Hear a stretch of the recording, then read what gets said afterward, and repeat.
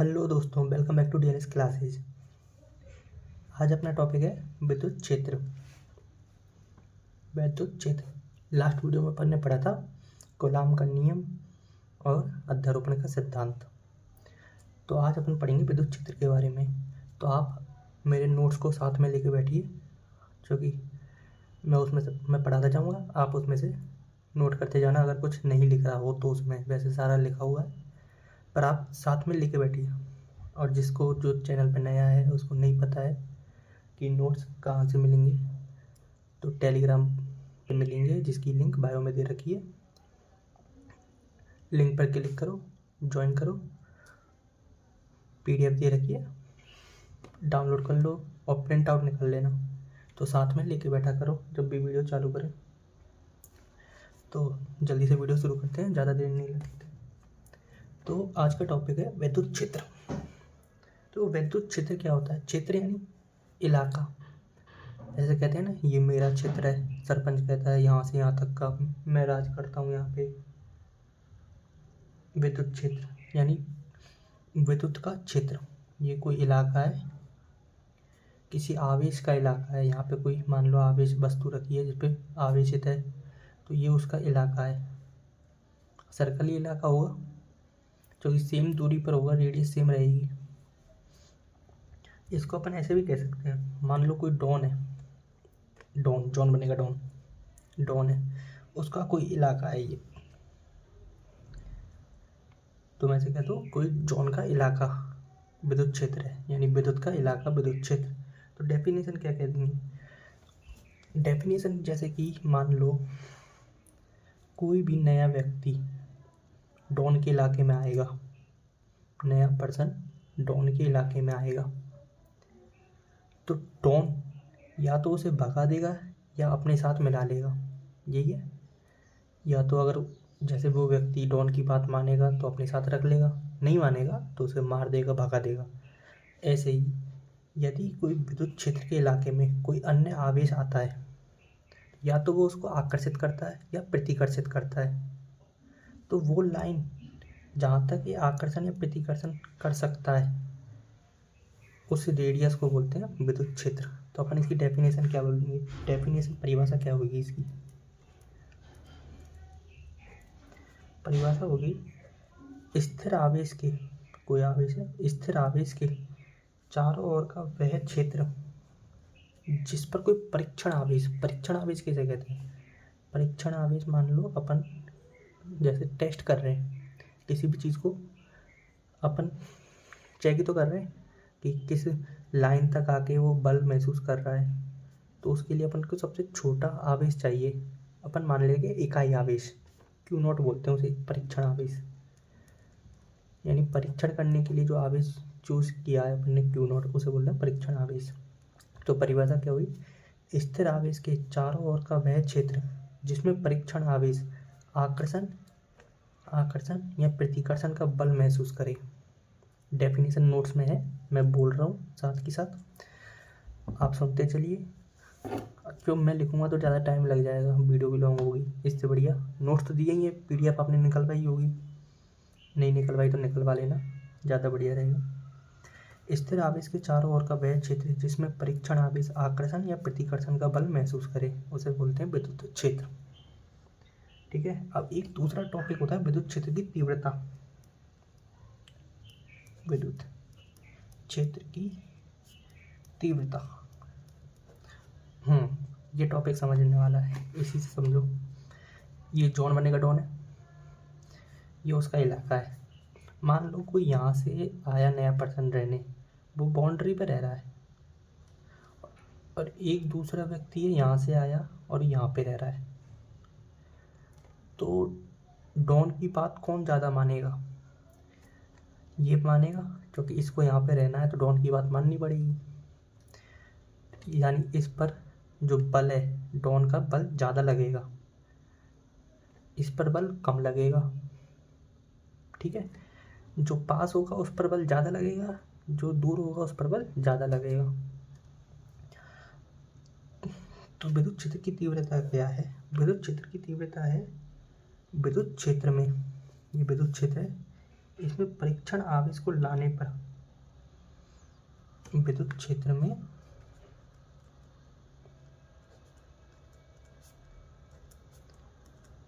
परीक्षण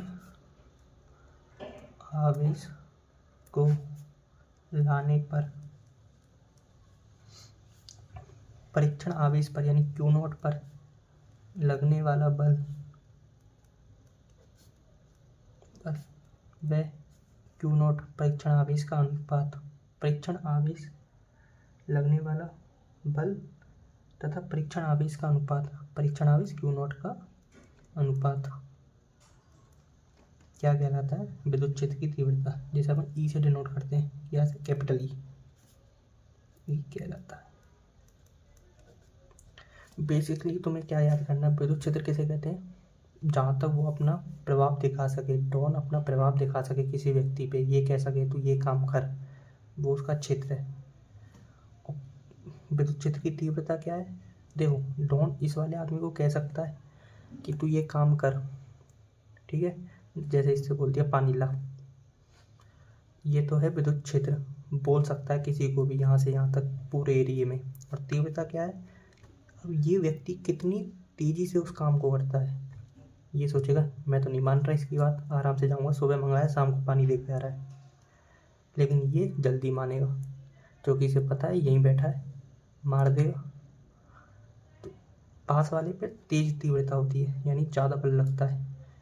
तो इसका जो फॉर्मूला होता है ना, E बराबर F/Q0, इससे ही निकला है विद्युत क्षेत्र पर लगने वाला बल F तथा परीक्षण आवेश का अनुपात Q0। फॉर्मूले से परिभाषा बना लो। फॉर्मूले से परिभाषा कैसे बनेगी?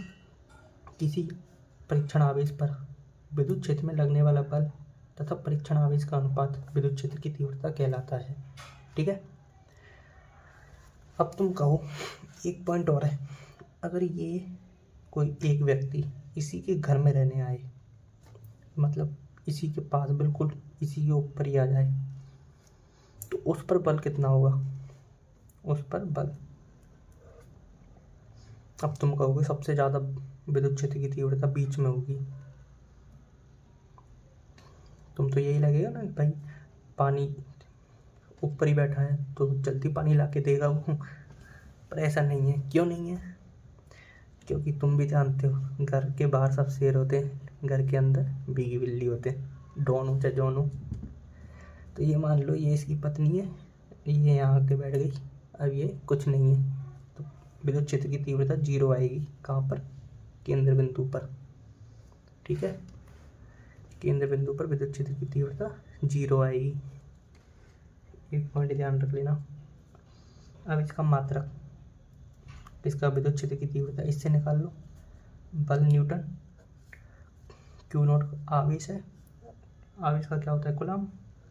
एक और होता है वोल्ट बटे मीटर, ये मैं बाद में बताऊंगा, जब आपको विभव पढ़ा दूंगा उस समय बताऊंगा। ठीक है, बेमा, बेमा आप इसे निकाल सकते हो। न्यूटन की तो आपने याद रखी होगी, न्यूटन की तो याद ही कर लेना, कितनी होती है? m1L1T-2। कूलाम की अपन निकाल सकते हैं, Q बराबर IT से, IA1 T1 बटे में ऊपर जाएगा T-1 यानी -3 A-1, ये होगी इसकी बेमा। तो बेमा को याद करना ही नहीं है, बेमा याद करोगे भूल जाओगे। फॉर्मूले से बनाओ। कुछ एक चीज़ है जिनकी आपको याद रखनी है, जैसे चाल हो गई, दूरी हो गई और त्वरण हो गया, ये न्यूटन बल हो गया, कार्य ऊर्जा हो गई, इनकी तो आपको याद करनी ही पड़ेगी, और तो सब बन जाएंगी इन्हीं से, फॉर्मूले से बना लेना। ठीक है, अब जो विद्युत क्षेत्र की तीव्रता है यही एक सदिश राशि है। सदिश राशि मतलब दिशा का पालन करती है, जिस दिशा में बल लगेगा। मान लो ये +Q है, यहाँ से भी कोई +Q आ रहा है, तो प्रतिकर्षण का बल है इधर की तरफ लग रहा है, तो विद्युत क्षेत्र की तीव्रता भी इसी दिशा में होगी। ये एक सदिश राशि है, तो इसे वेक्टर के रूप में भी लिख सकते हैं अपन। तो वो कैसे लिखेंगे? E वेक्टर बराबर होता है F वेक्टर बटे Q0। कुछ नहीं है, बस इस फॉर्मूले में E और F के ऊपर वेक्टर लगा दिया। ठीक है, अब अपन निकालते हैं किसी भी बिंदु आवेश के कारण विद्युत क्षेत्र की तीव्रता।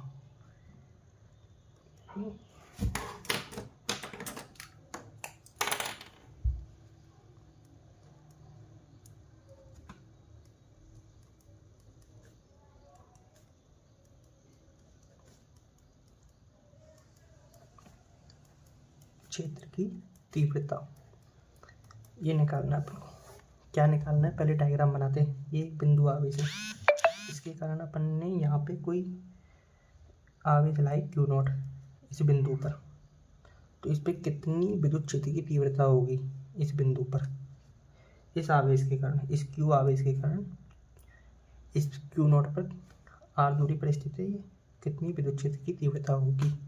ठीक है, तो क्वेश्चन कैसे आएगा आपको, क्वेश्चन आएगा वो कहेगा क्यू नॉट एक क्यू आवेश है, उससे 10 सेंटीमीटर दूर स्थित किसी बिंदु पर विद्युत क्षेत्र की तीव्रता क्या है। अभी तो अपन जनरल फॉर्मूला निकाल रहे हैं, उसमें आपको आर क्यू नॉट के मान रख देने हैं जो क्वेश्चन में दे। ठीक है, तो अपन को सबसे पहले क्या है, देखो बोर्ड जो है ना वो न्यूमेरिकल के नंबर आधे ही देता है, आधे देता है थ्योरी के नंबर, तो अपन को थ्योरी भी लिखनी पड़ेगी साथ के साथ में। तो वो थ्योरी जो है ना मेरे नोट्सों में बेहतरीन दे रखी है, आपको मैं बोलता चलूँगा, वो यहाँ पे लिखूँगा नहीं क्योंकि थ्योरी लिखने लगा बहुत टाइम लग जाएगा, इसलिए आपको पहले ही नोट्स डाल दिए मैंने, वीडियो बनाने से पहले नोट्स डाल दिए टेलीग्राम पर। आप साथ में लेके बैठो, मैं बोलता चल रहा हूँ, समझाता चल रहा हूँ, और जो न्यूमेरिकल चीज़ है उसे भी लिख के समझा रहा हूँ। तो कैसे ज्ञात करेंगे, सबसे पहले अपन को ये लिखना है, जैसे उसने क्वेश्चन दिया बिंदु आवेश के कारण विद्युत क्षेत्र की तीव्रता, ये भी तो सिद्ध करवा सकता है, फॉर्मूला ही सिद्ध करवा ली। तो अपन को क्या लिखना है, सबसे पहले लिखना है माना बिंदु O पर क्यू आवेश है, हम इससे O से R दूरी पर स्थित किसी बिंदु पर P नाम दे देते हैं, किसी बिंदु P पर विद्युत क्षेत्र की तीव्रता ज्ञात करनी है। तो ज्ञात करने के लिए सबसे पहले तो परीक्षण आवेश को लेके आएंगे बिंदु P पर, विद्युत क्षेत्र की तीव्रता ज्ञात करने के लिए बिंदु P पर क्यू नॉट आवेश को लाया जाता है। और हम जानते हैं, अपन ने ये फॉर्मूला निकाला था, E बराबर F बटे क्यू नॉट। ठीक है, अब तुम तो कहोगे सर हो गया सिद्ध, अब इसमें F का मान भी रखना है, वो कैसे रखना है, देखो कूलाम के नियम से, जिसने कूलाम का नियम नहीं पढ़ा है वीडियो बना रखी है, अपलोड कर रखी है, अध्यारोपण का सिद्धांत भी बता रखा है, वो पहले जाके देखे, फिर ये वाली वीडियो देखना। कूलाम के नियम से F क्या होता है, अपन ने पढ़ा था Q1 Q2 बटे R²। अब यहाँ Q1 तो है नहीं, केवल Q है, और Q2 नहीं है, Q नॉट है, तो ये फॉर्मूला हो गया F का। तो इसको उस फॉर्मूले में रखते हैं अपन, F बटे क्यू नॉट वाले में इस फॉर्मूले में इस मान को रखते हैं। F का मान क्या हो गया, क्यू नॉट बटे R², और ये क्यू नॉट से गया क्यू नॉट, तो E बराबर क्या आ गया, KQ बाय R²। याद रख लेना, मोस्ट है, बहुत मोस्ट है, जितनी बार लगाओ उतनी बार लगा लो इसको, very very very most question है। ठीक है, डायरेक्ट न्यूमेरिकल पूछता है, न्यूमेरिकल नहीं पूछता है तो डायरेक्ट इसको सिद्ध करवा लेता है फॉर्मूले को। अब फिर आपके पास अगर ये क्वेश्चन को सिद्ध करवाए तो यहीं पे मत छोड़ के आइए, कंप्लीट हो चुका है, पर यहाँ पे नहीं छोड़ के आना है। आपको क्या लिखना है आगे, E जो है समानुपाती है 1/R² की, सही बात है, फॉर्मूले से दिख रहा है। तो इसका एक ग्राफ और बनाया ना छोटा सा, इस पे E, वाई अक्ष पे R पे एक्स अक्ष पे R, तो इसका ग्राफ क्या आएगा, यही है, R बढ़ने पर E घट रहा है, R बढ़ने पर E घट रहा है। ठीक है, सिंपल सा डायग्राम बना देना, ये कंप्लीट हो जाता है। यहाँ पे एक क्वेश्चन को पूछता है, वो किसी बिंदु पर नहीं देता, मतलब कि वो Q का मान नहीं देता, इसमें जो ये Q है ना इसका मान नहीं देता है, वो ऐसे देता है कि किसी आवेश के कारण, मान लो किसी आवेश के कारण r दूरी पर r1 दूरी पर विद्युत क्षेत्र की तीव्रता E1 है, तो उसी बिंदु से r2 दूरी पर स्थित किसी बिंदु पर विद्युत क्षेत्र की तीव्रता क्या होगी, यानी अपन को E2 पूछ लेता है। क्वेश्चन ऐसा भी आता है, तो अपन कैसे निकालेंगे, जो इसी फॉर्मूले से निकालेंगे। E1 बटे E2 बराबर में क्या आ जाएगा, R2 का स्क्वायर बटे R1 का स्क्वायर। ये तो सिंपल सा क्वेश्चन है। क्यों दोनों में सेम है, कट जाएगा, के सेम है, कट जाएगा। ई समानुपाती 1/r², इससे निकाल लो। अपन को R1 पता है, R2 पता है, E1 पता है, E2 निकाल लेंगे अपन। E2 का फॉर्मूला बन जाएगा E2 बराबर E1 R1² बटे R2²। ठीक है, चलो ये हो गया। एक मैं आपको बताना भूल गया, जो मैंने परीक्षण आवेश बताया था ना, परीक्षण आवेश। अब आप कहोगे परीक्षण आवेश पॉजिटिव होता है नेगेटिव, तो इसको हमेशा पॉजिटिव कंसीडर करते हैं, यानी परीक्षण आवेश का जो चिन्ह है वो पॉजिटिव मानते हैं। तो अगर जैसे कि तुमसे पूछे जाए कि -q आवेश है, इससे r दूरी पर विद्युत क्षेत्र की तीव्रता, परीक्षण आवेश को लाया जाता है, तो उस पर विद्युत क्षेत्र की तीव्रता की दिशा बताओ, तो दिशा इसमें अट्रैक्शन की होगी, जो कि बल अट्रैक्शन का है। प्लस के कारण पूछा जाए Q0 पर, तो प्रतिकर्षण की होगी। एक आपको एग्जांपल करा देता हूँ, पूरा समझ में आ जाएगा। तो क्वेश्चन लिखता हूँ मैं। क्वेश्चन ये है, एक समबाहु त्रिभुज है। समबाहु त्रिभुज की विशेषता क्या होती है, तीनों कोण बराबर होते हैं, 60 डिग्री 60 डिग्री के होते हैं तीनों कोण, तीनों भुजाएं समान होती हैं। ये ए, इनका नाम दे दिया ए बी सी। तो क्वेश्चन मान लो ये पूछ लिया, सी पर विद्युत क्षेत्र की तीव्रता ज्ञात करो, सी पर ई ज्ञात करो, सी पर ई ज्ञात करो। इस पर विद्युत क्षेत्र की तीव्रता ज्ञात करनी है, तो अपन क्या करेंगे, वही सबसे पहले हिंदी लिखो। देखो हिंदी लिखना बहुत ज़रूरी है। आपको क्या करना है, आपको ये लिखना है, और यहाँ पे आवेश दे रखे हैं, इस पर क्यू आवेश है, इस पर भी क्यू आवेश है, इस पर ज्ञात करनी है सी पर। तो आप ऐसे लिखो कि विद्युत क्षेत्र की तीव्रता ज्ञात करने के लिए सर्वप्रथम बिंदु सी पर परीक्षण आवेश को लाया जाता है, Q0 को लाया जाता है। ठीक है, अब आ जाओ, देखो प्लस है, ये भी प्लस है, तो इन दोनों में प्रतिकर्षण होगा, उसके कारण ई इधर की तरफ आएगा, ई ए नाम दे देता हूँ मैं। इन दोनों में भी प्रतिकर्षण होगा, तो इसके कारण ई कहाँ पे आएगा, ई आएगा इधर, ई बी। ये 60 डिग्री का कोण है, ये भी 60 डिग्री का कोण होगा। इतनी तो मैथ पढ़िए, ठीक है। तो अब ई का मान कितना है, ई बी का मान कितना है, ई बी का मान यही है KQ/R²। ठीक है, वो यहाँ लिख देंगे KQ/R², और ई ए का भी यही है KQ/R²। तो मैंने आपको लास्ट वीडियो में बताया था, क्या बताया था, जब दो समान परिमाण की उस समय बल की बात कर रहे थे, तो मैंने बोला था जब दो समान परिमाण के बल 60 डिग्री पर लगे हों, तो परिणामी उनके बीच में आता है और √3 गुना होता है 3x। तो इसमें भी वही लगेगा, जब दो समान परिमाण के विद्युत क्षेत्र 60 डिग्री पर हो। मैंने और भी बताए थे, 0 पे बताए थे, 90 पे बताए थे, 120 पे भी बताए थे, 60 पे भी बताए थे। तो जब 60 डिग्री पर लगा हो तो वो √3 गुना हो जाता है। जैसे जिसने वो वीडियो नहीं देखी ना, वो देख लो, मैंने 0, 90, 180, 60 चारों पे बताए थे, अलग अलग कंडीशन भी बताई थी। जितनी भी सदिश राशि है ना, जिसमें भी आ रहा है कि ये जैसे बल सदिश राशि है, विद्युत क्षेत्र बल सदिश राशि है, आगे विभव आएगा वो भी लगेगा, उसमें भी जितनी भी सदिश राशि है वो सारे सदिश नियमों का पालन करती है, और उनमें योग ऐसे नहीं होता तुमने दोनों जोड़ दिए, उसमें बीजगणितीय योग नहीं होता है, उसमें सदिश योग होता है। और सदिश योग में ये छोटी मोटी चीज़ आनी चाहिए, नहीं तो आपको लंबे तरीके से करना पड़ेगा। √ में E1 + E2 + 2E1 E2 cos theta से, वो बहुत लंबा पड़ेगा।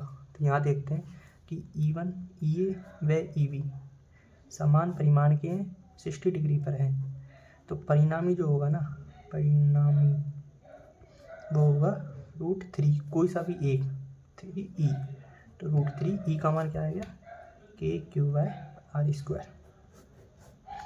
आर की जगह यहाँ पे ए दे रखा है तो ए लिख देंगे, ये हो गया हल।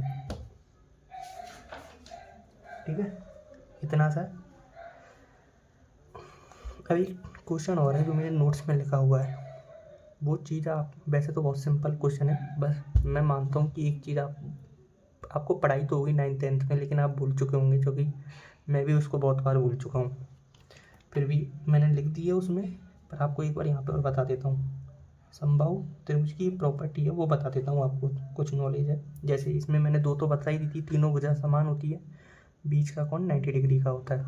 अब कुछ एक प्रॉपर्टी और है, वो मैं आपको बता देता हूँ। फिर जो नोट्स में एक क्वेश्चन है उसको आप खुद सॉल्व करिए, नहीं होता है नोट्स में देखिए, उसमें भी नहीं होता है कमेंट्स कीजिए, मैं अगली वीडियो में बताऊँगा। जैसे मान लो ये तीनों भुजाएं दे रखी हैं ए। अब तुमने एक शब्द सुना होगा माध्यिका।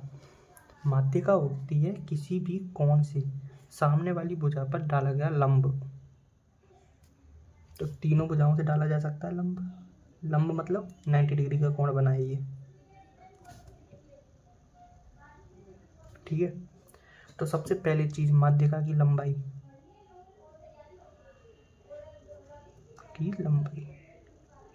तीनों जो माध्यिकाएं ये समान लंबाई की होंगी, और वो समान लंबाई कितनी होगी √3/2 ए का मान जो यहाँ पे दे रखा होगा। ठीक है, पहला पॉइंट।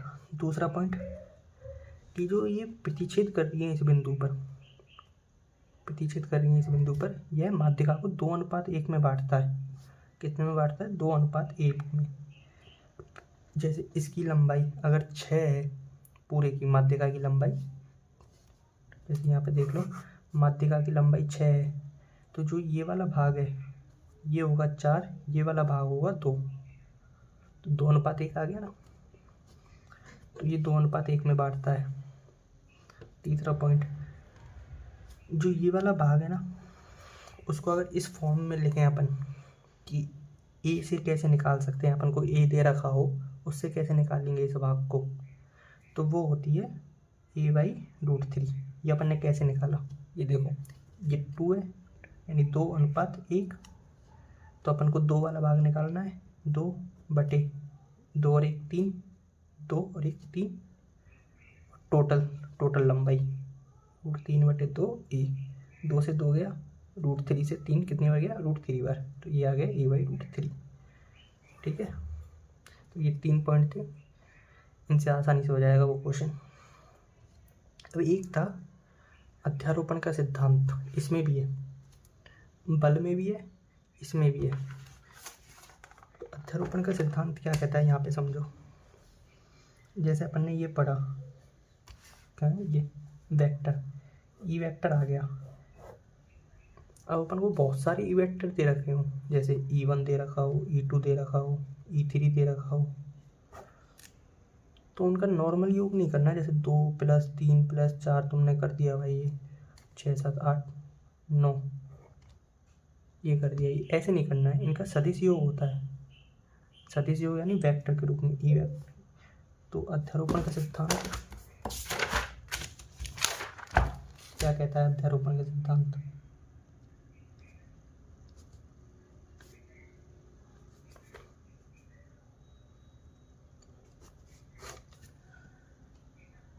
आवेशों के किसी निकाय में, आवेश है, ये आवेश है, ये आवेश है, ये आवेश है, ये पूरा निकाय है गया, निकाय हो गया।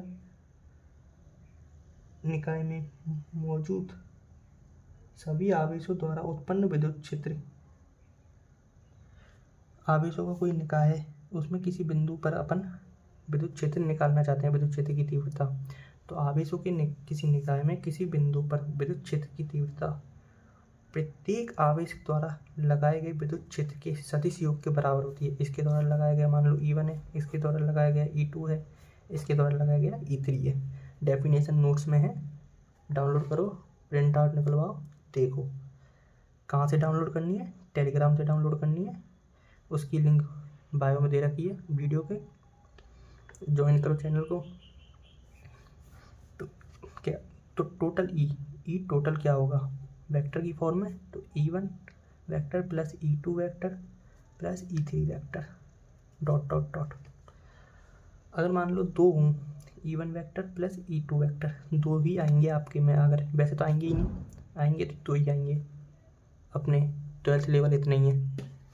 तो इनका जो फॉर्मूला होता है ना ई टोटल वेक्टर का, जैसे अगर दोनों समान परिमाण के नहीं हो, अगर समान परिमाण के हो तब तो 60, 90, 80 पे मैंने लास्ट वीडियो में बता दिया था कि वो शॉर्ट फॉर्म बता दी थी उनकी, डायरेक्ट निकाल गई, नहीं तो फिर नहीं तो आपको पूरा ये फॉर्मूला लगाना पड़ेगा, E1 square plus E2 square plus 2E1 E2 cos theta, या तो आपको ये फॉर्मूला लगाना पड़ेगा। अगर दोनों अलग अलग हैं, E1 और E2 दोनों अलग अलग हैं, तब तो यही फॉर्मूला लगेगा। अगर दोनों समान हैं तो कंडीशन निर्भर करेगी थीटा कितना है, वो मैंने आपको लास्ट वीडियो में बता दिया था, उसमें जाके देख लें। ये टॉपिक इतना ही है। लाइक करें चैनल को, सब्सक्राइब करें और ज़्यादा से ज़्यादा शेयर करें, क्योंकि ये टॉपिक है ना बहुत डिफ़िकल्ट है। जितने आपको लग रहा होगा ये आसान है, आप कहीं और से पढ़ के देखो, बहुत डिफ़िकल्ट टॉपिक है जो इतनी आसानी से मैं बता रहा हूँ आपको। जितना हो सके आप शेयर करो, अपने क्लास वालों को बताओ कि भाई यहाँ से पढ़ के देखो, एक बार समझ आए तो ठीक, नहीं तो वो अपना देख लेंगे, तुमको आ रहा है तुम पढ़ो, नोट्स दिखाओ मेरे। ऐसे ही पढ़ते रहो, दिन में मात्र 1 या 1.5 वीडियो 2 वीडियो देख लो, वीडियो देखो, उसके साथ देखो कैसे बोर्ड के बारे में, आपको एग्ज़ाम के बारे में कुछ बता देता हूँ। बोर्ड के एग्ज़ाम में ना नंबर मिलते हैं आपको थ्योरी लिखने के, न्यूमेरिकल वैसे ही बोर्ड में 4 या 5 आते हैं, हिंदी मीडियम के बोर्ड में इतने ही आते हैं, CBSE पैटर्न में आते होंगे ज़्यादा, CBSE में तो आते ही हैं, खैर मैंने भी देखा था, लेकिन 4 या 5 आते हैं जो अच्छे आते हैं, जो इनसे आसानी से हो जाएंगे, उनमें तो नंबर आपका कटेगा ही नहीं। नंबर कटने के चांस होते हैं थ्योरी में। अब थ्योरी में क्या करते हैं बच्चे कि ज़्यादा लिखने के चक्कर में वो सोचते हैं 6 नंबर का क्वेश्चन आया तो कम से कम 4 पन्ने तो भरेंगे, पन्ने नहीं भरने अपन को, उसको समझाना है, कम लिखना है, बढ़िया लिखना है। तो जो मैंने नोट्स में लिख रखा है, एक एक पन्ने का आपको लग रहा होगा छोटा लिख रखा है, हमारे स्कूल में सर ने बहुत बड़ा लिखा है, ज़्यादा नंबर मिलेंगे, ऐसा कुछ नहीं है। आप आपके प्री बोर्ड में भी लिख के देख लेना, ये नंबर नहीं काटेगा टीचर, उसे पता है क्या लिखना है टीचर को। थ्योरी के नंबर मिलते हैं, राइटिंग के नंबर मिलते हैं। मेरी तो राइटिंग बहुत बेकार है, मेरे तो कटे, राइटिंग के काटे नहीं, उसने कटने चाहिए थे, मैं क्यों बताऊं भाई, राइटिंग के काट मेरे तो दे दिए उसने। नहीं तो राइटिंग बढ़िया हो, न्यूमेरिकल हो, सब में, जैसे न्यूमेरिकल आपने हल करा उसमें मात्रक लास्ट में लगाया हुआ हो, एक एक पॉइंट में चूक ही इसलिए करके लिखा हो, तो सारे पॉइंट आपको याद रखने हैं, थ्योरी सही से लिखनी है। तो थ्योरी जो मेरे नोट्स में दे रखी है, बहुत बेहतरीन थ्योरी दे रखी है, एक बार मैं आपको दिखा देता हूँ। ये देखिए मैंने आज ये पढ़ाया, विद्युत क्षेत्र की तीव्रता, ये पूरा बेहतरीन देखो, बेहतरीन लिख रखा है। ये आपके वो पॉइंट √3/2 2:1 a/√3 सब लिख रखा है, आप तो केवल पढ़ो, ठीक है। चैनल को लाइक तो कर ही देना, शेयर ज़रूर कर देना। Thank you.